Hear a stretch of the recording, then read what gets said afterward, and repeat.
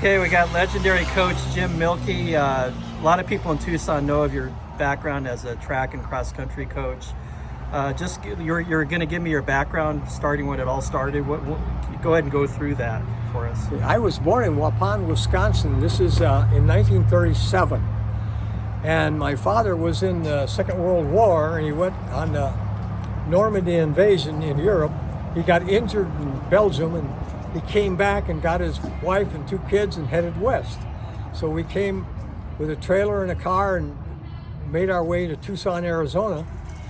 And then what he did is build a ranch house from an old chicken house, and we grew up there. And my first school in Tucson was in Roscrooge Junior High, or Roscrooge Elementary in District 1, in the 3rd grade. And then I went from there to Sunnyside in the 4th, 5th, and 6th grade in the early 40s. And then after I got done with Sunnyside, and they didn't have a junior high, or they had a high school, so I went to Mansfield Junior High in the 7th and 8th grade. And then I went to Tucson High to finish my high school career, and I graduated from Tucson High in 1955. And the interesting thing about that is we had 5,000 students in Tucson High, and the university had 4,000 students. Yeah. We were bigger than the university. Then after I graduated from Tucson High, I went to the university, and I was at first thought I was going to become an engineer, but then I found that didn't work too well for me, and so I went into education. And I went into the athletic program as a work-study program and ran the intramural program for a number of years while I was an undergraduate. So then I finally got my 1961, I got my bachelor's degree, and I got my teaching certificate, and then I was hired by P.H. McNeil at Sunnyside Junior High to build the athletic program at the junior high. So then I became the track coach and the basketball coach, and then after we had football there. Most junior highs didn't, but Sunnyside did. Yeah, it was one of the bigger schools. And then I started a cross country program, and this was in the early '60s. That's when Sunnyside cross country really began in Sunnyside. Right. And then I started developing these runners and sending them for 10 years, 60 to 70, to the high school. And they kept getting better and better and better. And Carl Brunenkamp was a really good coach at the high school. And he developed these kids along, and they finally won. They tied for the state championship with a Phoenix school. And then when he got through coaching, he became an administrator. He asked me to come to the high school, teach physical education, and run the track and cross country program. So I did that for 5 years. In those 5 years, in 1974 we were second in the state. In 1975 we won the state championship. That was the first state championship team at Sunnyside. So then Overall, any sport. Overall, yeah. And so then Pima came and asked me if I would come and build a program for them. Now, they asked me in '74, but I said I'm not going to leave Sunnyside until I win the state championship. So after I won the state championship, then I went to Pima, and I took an $8,000 pay cut to go to Pima. They didn't have a track, they didn't have a program. It was just nothing. And I had to begin from scratch. So we slowly built and evolved and developed. And it was really funny because they were having a hard time giving me a teaching position. But then all of a sudden they found out I had a military background. And one of the requirements in those years was that the only way you could be on the faculty if you were a military person. So all of a sudden they said, okay, we can give him a job now because we know he was in the Air National Guard. So anyway, then I designed the track. We built the track to international specifications, and we started building and growing and recruiting. It was very difficult to recruit because it had no reputation. There's no reason why somebody would go there. But the thing that really helped me, I had been the president of the Tucson Coaches Association, and all the coaches in town knew me, and they knew I would take care of their kids if they sent them to me. So that helped me with a groundswell to build the athletic program. So we were going along really building, and all of a sudden I had all my Sunnyside runners coming to Pima, And I think 1977, we were second in the nation. We went to Long Island, New York, and we just shocked everybody because nobody even knew Pima existed in the country. Yeah. So then we came back, and they asked us to run the National Cross Country Championship, which I did at Green Valley, and we had all the teams from all over the nation here. And then but it was such a difficult job to put that together and coach and teach. My program fell apart. So I realized I was overloading myself and hurting my program. So I had to stop doing those things, and I started rebuilding the program again. I started recruiting all the young kids from the small schools that nobody else wanted. And so in 1980, we went to Coeur d'Alene, Idaho, and won the national championship in Coeur d'Alene, Idaho, at Pima. And that was the first national championship Pima ever had. And so it put Pima on the map. Yeah. And so after that, we just started building and growing and building. And the next year, we won the national decathlon championship. Our women were second in the nation in cross country. Our men's track team was fifth. Our women's track team was fourth. And we were just really moving. And then we had the athletic director asked me if I'd run a summer program.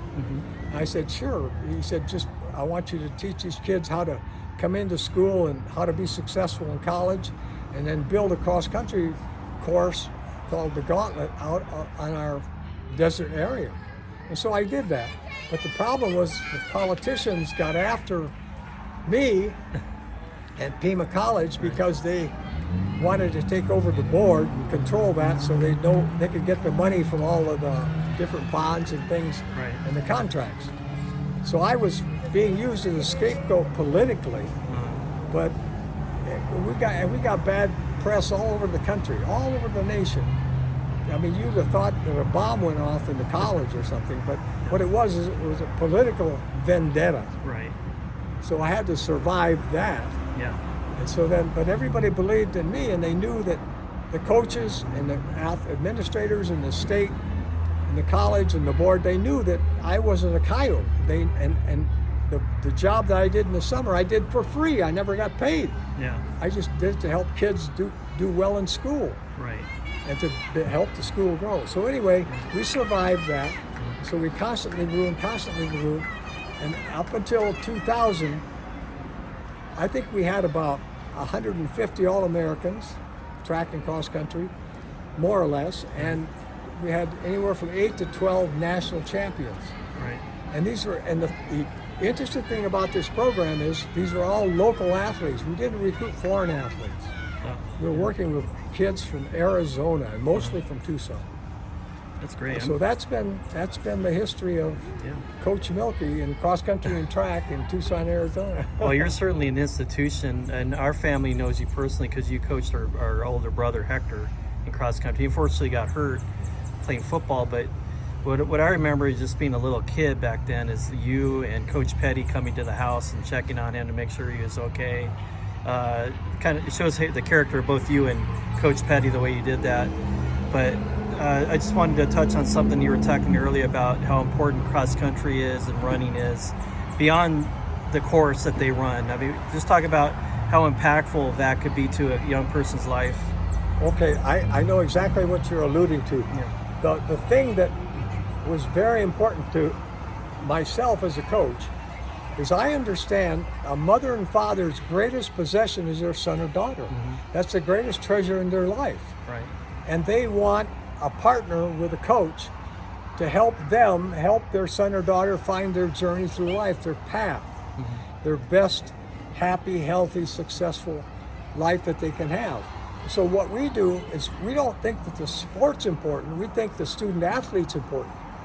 And we think everything should focus around the student athlete and what helps them grow and develop in their self-confidence, their self-image, and their success in life. Because after you win a race, the next day nobody remembers who won the race.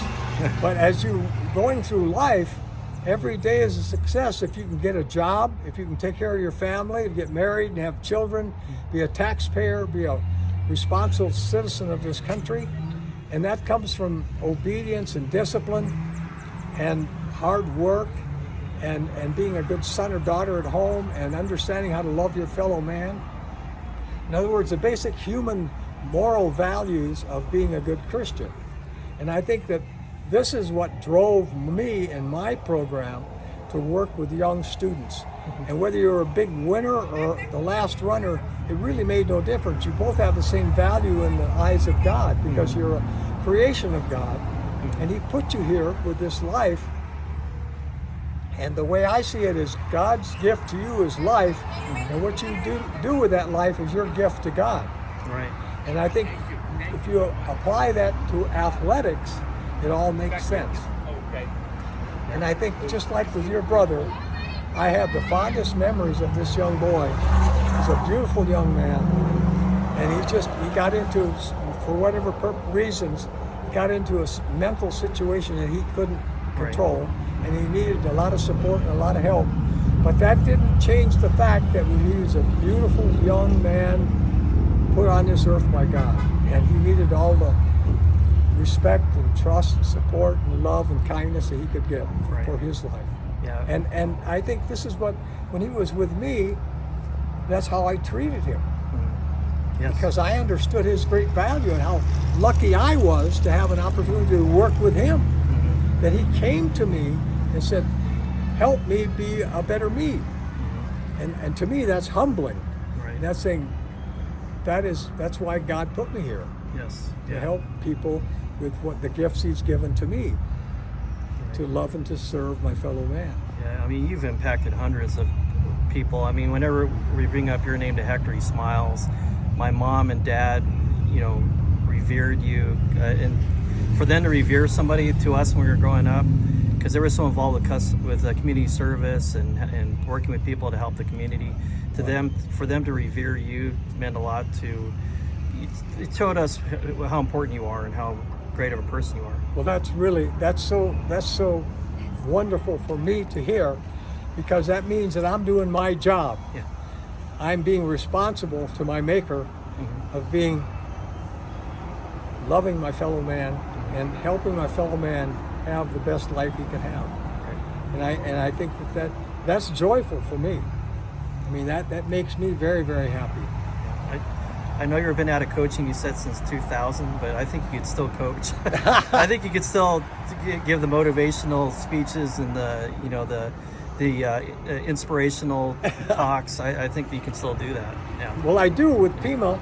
When the athletes come to me or the coach want to have a conversation, or Sunnyside, the same thing. Yeah. But I don't push it on them. If they want to hear that, I will be glad to share with whatever I know, whatever small experience has taught me, or what I have learned through the years. I swear that the athletes have taught me more than I've ever taught them. Because each athlete is so unique and so special and so individual that there's always something to learn about the human nature and the human spirit. Yes, yeah. And you're right. And that's why I still come to these competitions, and that's why I still am around the athletes, and that's why I want to be available if they feel the need to have a conversation with me. Like yesterday, I had a beautiful talk with the #1 runner from Sunnyside, and I was sharing with him. He wanted to know, he won Wednesday's race, right, but he wanted to know what is there he could do to be more ready for today's race. So I was talking to him about the way he sleeps, the way he eats, when he eats, what he puts in his body, what he has to be careful of, hydration, right, and all of the things that the runners have taught me over the years that work and are very successful. And he was all ears. I mean, because he's hungry. He wants to know, to have the best race he can run today against this big field of 20 schools. Yeah.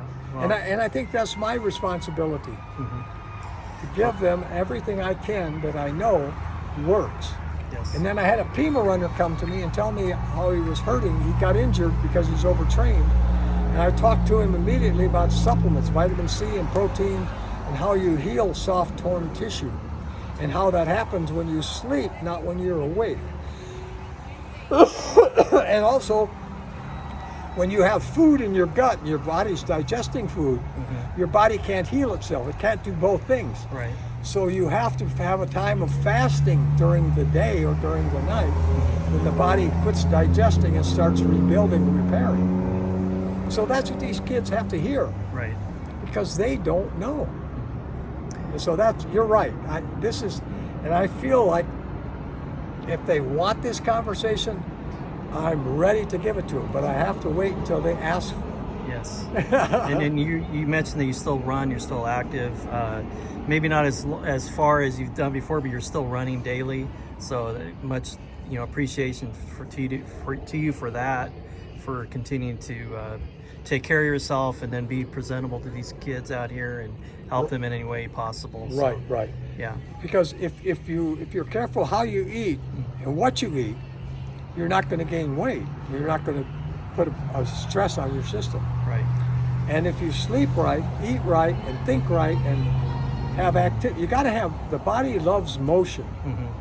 And that's why I do a medicine dance every morning of 1 hour.